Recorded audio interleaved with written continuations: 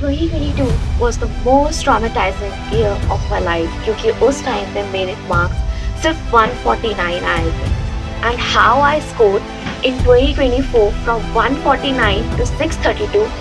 Let's see in this video, guys.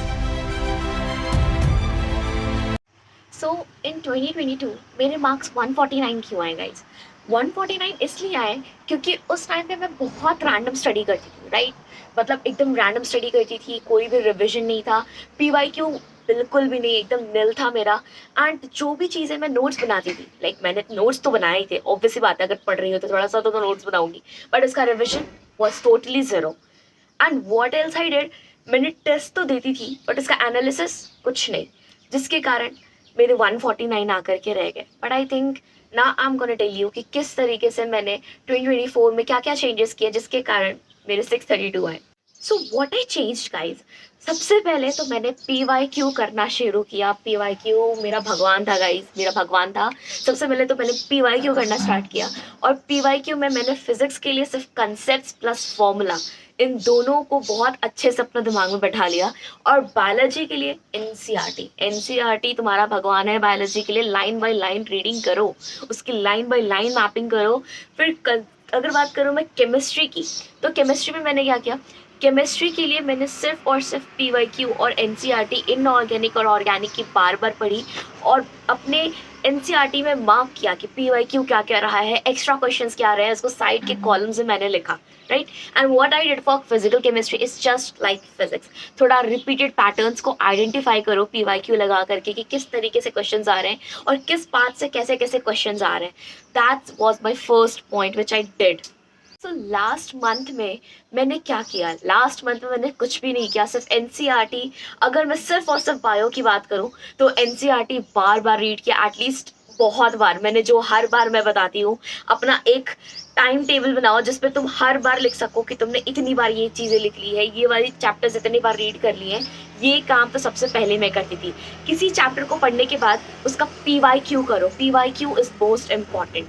PYQ at least 50 लगाओ, 50 timer के साथ गई, टाइमर के साथ, ठीक है? फिर पीवाईक्यू कर लिया और जब तुम पीवाईक्यू करोगे तो you will get a pattern. तुम पैटर्न मिलेगा कि किस पैराग्राफ से कितने कितने क्वेश्चंस आते हैं और किस किस तरीके के क्वेश्चंस आते हैं। जो ऑप्शंस गलत भी होते हैं उनको भी रीड किया करो पीवाईक्यू में, क्योंकि अगर वो ऑप्शन से क्वेश्चन आएगा तो वो तुम्हें बार बार गलतियां कराएगा, है ना?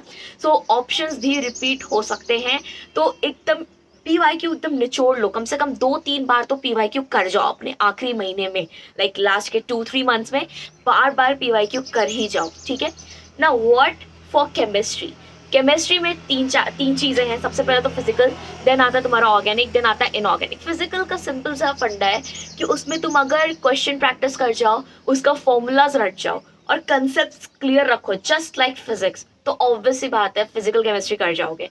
इनऑर्गेनिक केमिस्ट्री के लिए क्या करना है, एक्सेप्शंस। हर बार तुमसे एक्सेप्शंस पूछता है, एक्सेप्शंस कर जाओ, जितने एक्सेप्शंस हो सकता है उसको रट जाओ, क्योंकि वही चीज़ें तुमसे पूछी जाएंगी।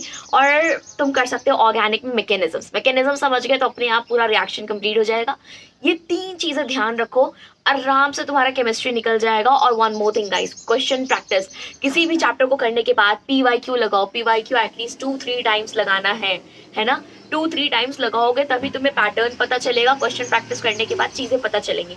What for physics guys, for physics what I did कि मैंने जस्ट लाइक फिजिकल केमिस्ट्री, जैसे मैंने बताया कि फिजिक्स के लिए मैंने सबसे पहले तो चैप्टर को पढ़ा, उसका कंसेप्ट समझा, उसके फॉर्मूला चार्ट बनाया, फॉर्मूला चार्ट को रीड करती थी जब भी मैं रिवाइज करती थी, और साथ ही साथ मैंने उसी टाइम पे उस चैप्टर के पीवाईक्यू लगाए और साथ ही साथ कुछ एक्स्ट्रा क्वेश्चन प्रैक्टिस किया, लाइक 10 to 20 क्वेश्चन प्रैक्टिस, जो कि मेरे 2 घंटे में 20 क्वेश्चन लगते थे। तो ठीक है, इट्स फाइन। अभी थोड़ा स्पीड तुम्हारा ऐसा रहेगा, थोड़ा धीरे धीरे, then it will get high, don't worry. But regular अगर करोगे तो तभी हो पाएगा।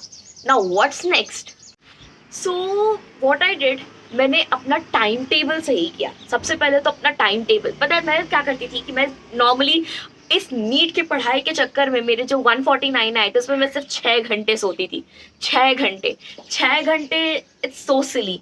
6 घंटे सो सिली, क्योंकि तुम्हें पता है अगर तुम नींद पूरी नहीं करोगे तो तुम पेपर में कुछ भी नहीं कर सकते हो और ना ही तुम्हारा पढ़ने में मन लगेगा। तो प्रॉपर 7 घंटे की नींद लो गाइस, 7 घंटे की। टाइम टेबल में चेंजेस लाओ। मैं सुबह के सबसे पहले तो जब तुम सुबह उठते हो तो कुछ फ्रेश पढ़ने की कोशिश करो, कुछ भी फ्रेश पढ़ने की कोशिश करो। देन उसके बाद थोड़ा सा लेवल बढ़ाया एंड देन लेवल बढ़ाया रात तक में, क्योंकि रात में क्या होता है कि फिजिक्स करने में थोड़ा मजा आता है क्योंकि दिमाग खपाते हो, इसमें रटना नहीं होता है। रात के टाइम नींद आती है तो उस टाइम पे क्या करना है, खपाने वाला सब्जेक्ट पढ़ना है। जैसे कि मैं क्या करती थी, फिजिक्स पढ़ती थी और दोपहर के टाइम पे मेरा केमिस्ट्री, और 7 घंटे की नींद 12 से 7 करती थी। तो टाइम टेबल में चेंजेस करना is very very very much important. अगर तुम नाइट आउल हो तो बिल्कुल चेंज करो, अर्ली बर्ड बनो, क्योंकि नाइट आउल बनोगे तुम्हारा मेन एग्जाम किस टाइम पे होता है, 1 to 3, है ना। तो तुम्हें वहां पे वो दिक्कतें आएंगी। सो इट्स बेटर कि नाइट आउल बनना बंद करो और सिर्फ अर्ली बर्ड बन के आगे अपनी टाइम टेबल को सही करो, ठीक है। तो ये चीजें करो। देन नेक्स्ट क्या करना है कि देखो, टेस्ट सिर्फ देना नहीं है, टेस्ट का एनालिसिस भी करना उतना ही इंपॉर्टेंट है जितना टेस्ट देना इंपॉर्टेंट है। अगर तुम सिर्फ टेस्ट देकर आ रहे हो, उसका एनालिसिस नहीं कर रहे हो, बहुत बर्बाद है। क्योंकि तुम अगर अपनी गलतियां ही नहीं खोज रहे हो, अपनी गलतियां ही नहीं निकाल रहे हो, तो फिर क्या फायदा पूरे टेस्ट को देने का।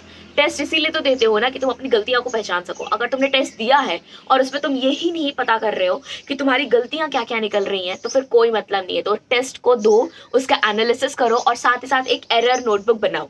एरर नोटबुक नहीं बनाओगे सारा चीज बिगड़ेगा, क्योंकि तुमने अपनी गलतियों को एग्जाम से पहले जाने से पहले देखा ही नहीं। अगर अपनी गलतियों को एग्जाम से पहले नहीं देखोगे तो फिर अपने उस एग्जाम में कैसे सही मार्क्स लाओगे। अपने सिली मिस्टेक्स को कम करने का यही तरीका है गाइस। मेरी बस इस बात को मानो कि अगर तुम्हें करना है, अगर तुम्हें नीट एकदम सीरियसली करना है, तो बेटर यही होगा कि एरर नोटबुक बनाओ और उसमें अपनी गलतियां लिखो। अगर नहीं लिख रहे हो, अभी से गलत कर रहे हो और मार्क्स इंप्रूव नहीं होंगे। जो बच्चे मुझसे पूछते हैं ना कि मेरे मार्क्स इतने अटक गए, 300 पे अटके हुए, 400 पे अटके हुए, आगे बढ़ ही नहीं रहे, is just because of this. तो एक छोटी सी चीज ये करो and I am telling you, इतना तो 101% मैं श्योर हूँ कि तुम ये कर सकते हो, right. So just do it. Now What's the final strategy which I used? तो सबसे फाइनल स्ट्रैटेजी ये है कि 149 आने के बाद अपने आप को कमजोर मत समझो, ठीक है। कॉन्फिडेंस तुम्हारा रिजल्ट के बाद नहीं आता है गाइस, कॉन्फिडेंस तुम्हारा इसी प्रिपरेशन से आता है। सो अपने आप को 149 पे देख के बिल्कुल भी डिमोटिवेट मत करो। 300 पे, 400 पे अपने आप को बिल्कुल भी देख के डिमोटिवेट मत करो। जस्ट अपनी स्ट्रैटेजी को बदलो और अपने तरीकों को बदलो। स्ट्रैटेजी मतलब तरीका ही, तो अपने स्ट्रैटेजी को बदलो और सही तरीके से पढ़ाई करना स्टार्ट करो। 149 कोई बात नहीं अभी आया है, बट अगर तुम अपना स्ट्रैटेजी सही करोगे, सही तरीके से अगर चीजें करना शुरू करोगे, आई एम डेफिनेटली श्योर कि तुम्हारा हो जाएगा, है ना। एंड यस, बिल्कुल भी पैनिक मत करो और ना ही कोचिंग चेंज करने की जरूरत है, ना ही अपना टेस्ट प्लान चेंज करने की जरूरत है।